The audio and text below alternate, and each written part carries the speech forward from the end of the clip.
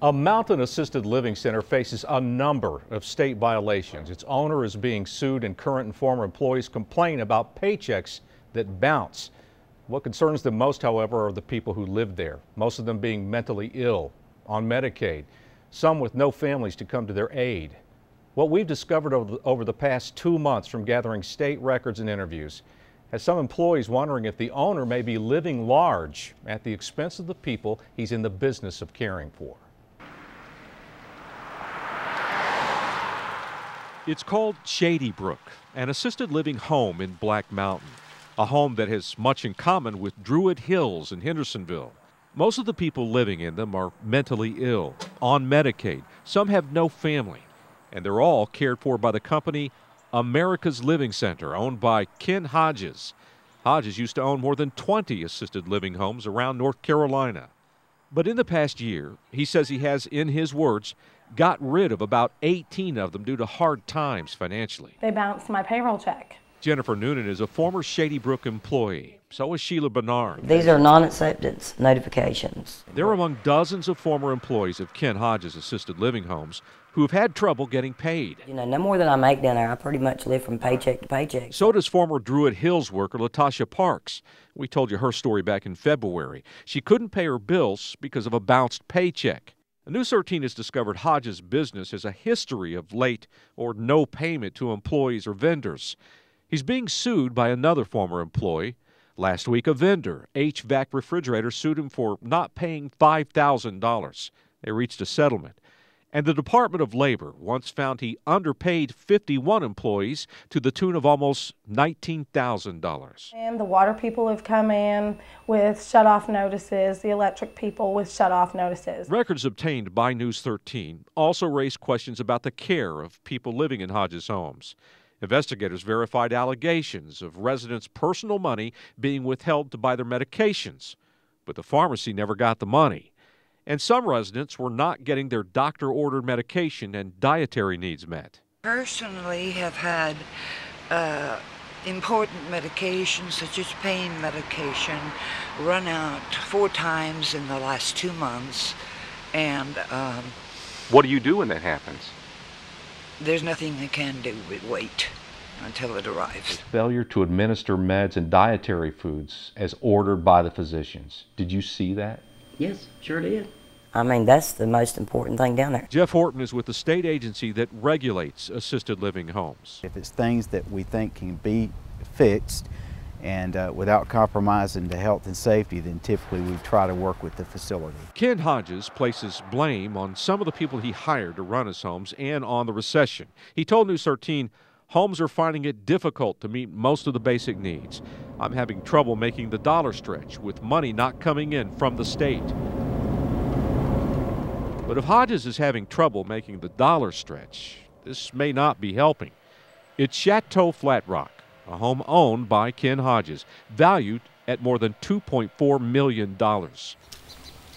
Steve Hodges works for his brother Ken. He is not an owner. You guys really ought to back off on trying to be on a witch hunt. There's nothing else I can call it. How can you call a witch hunt when you've got state inspectors that say these allegations are true? That's just a cliche or a metaphor, calling it a witch hunt here at Halloween.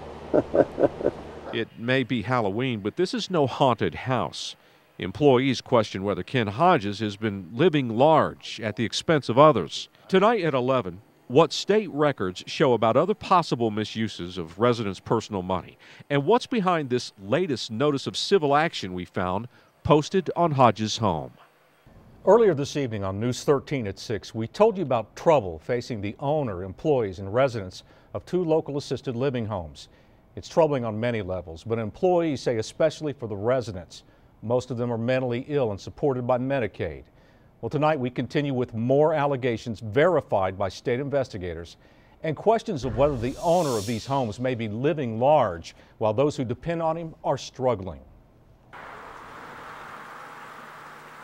This is home.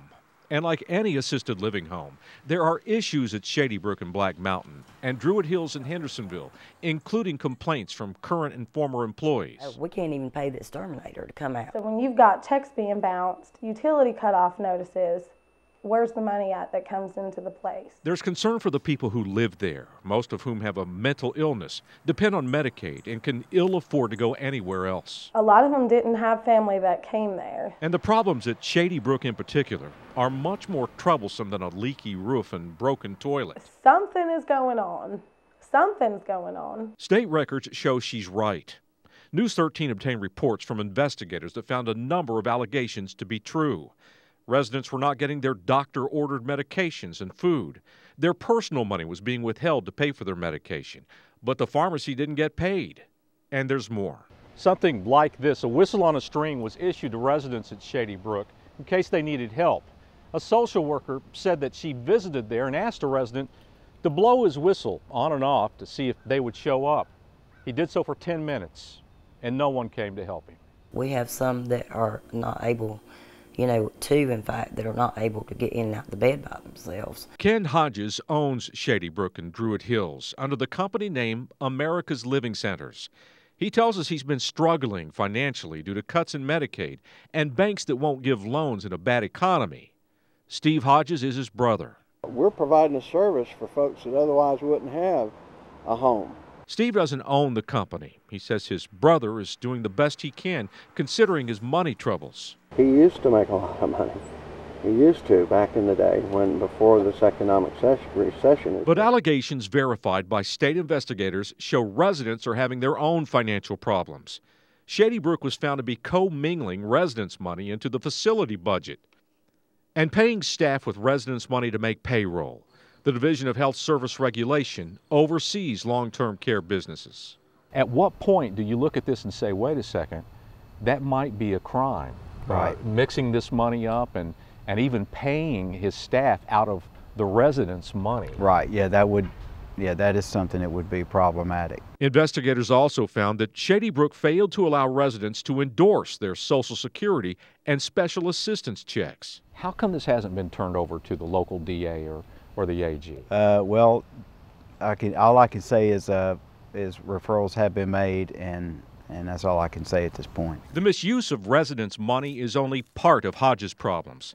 He's being sued by one former employee, and 2 civil actions have been taken against him in the past 2 weeks alone, including this notice from the sheriff's office that we found posted by the front door of his house. If he were here right now, I would ask him, where's his money going? This may be one answer. He calls his home Chateau Flat Rock. It's valued at $2.4 million. Some have wondered if Ken Hodges has been living large while his assisted living homes are struggling financially. Doesn't he own like 2 homes in East Tennessee? And I'm not going to comment on none of that. Shady Brook has been given a chance to correct its issues. If they don't, probably the most serious thing we can do is suspend a license, and we've done about 3 or 4 of those in the past year or so. It would be a last resort, and at this point there's nothing to indicate state regulators would take such action. Steve Hodges says his brother is doing all he can, and even tried to sell his big house. My sister just got done running an Ironman, and my brother wanted to go watch her and couldn't afford to go do it. So, I mean, he's making sacrifices. You guys don't know the half of it. But Ken Hodges has said that he has some people, administrators at these facilities, that are not doing their jobs. Could it be Exactly, but problem? see, the thing about it is, okay, why is he not watching these people that are running these buildings better? Well, at the end of the day, I mean, being a health care provider is a voluntary service. We understand and can empathize, but at the end of the day, our concern is with the care and safety of the residents.